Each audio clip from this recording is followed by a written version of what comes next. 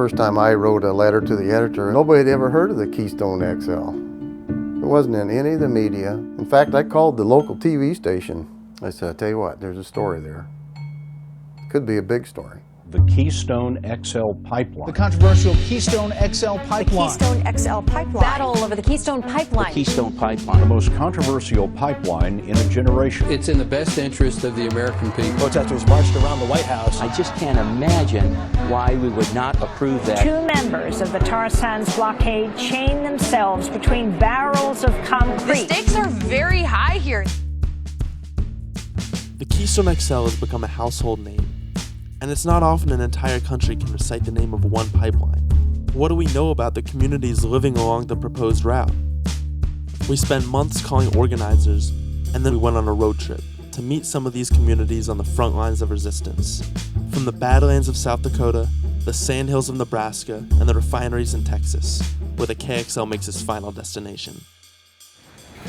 Manchester is a small community in Houston, predominantly Latino. It's literally surrounded by industry. Along with other communities along the Gulf Coast. We thought it was the smell of money, that's what all the elders say. But yet it was actually death that we were smelling. It's hard keeping your children healthy on this end of town. You can take a poorer person and use their property to make your money. That's just the way the game goes, I guess. I'm offended by that. And I'm angry about that. I couldn't believe that that was the only thing that people could do. My husband came home from work and he said, yeah, they're planning on putting an oil pipeline right through here. I told my husband, it's not going to happen. Growing up, I didn't really have much of a sense of politics. Did you ever consider yourself active in these kinds of things before the... No. 2 men came to the door from TransCanada, and I said, that is enough.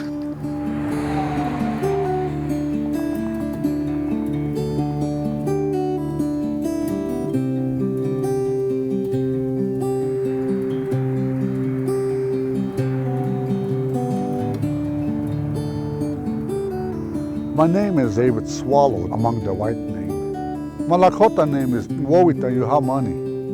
And I lived here in Porcupine, South Dakota all my life on the Pine Ridge Indian Reservation. To this day, we're still struggling to survive here. The white culture calls it history, but to all indigenous people, we're still living it.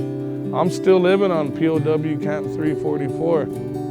They want to bring the largest pipeline ever through treaty territory without asking our permission. The cowboys from Nebraska showed up. And at first it was a little bit tense when cowboys and Indians meet. They really don't know how to shake hands or talk. But they broke the ice because they came and said, we're against the pipeline too.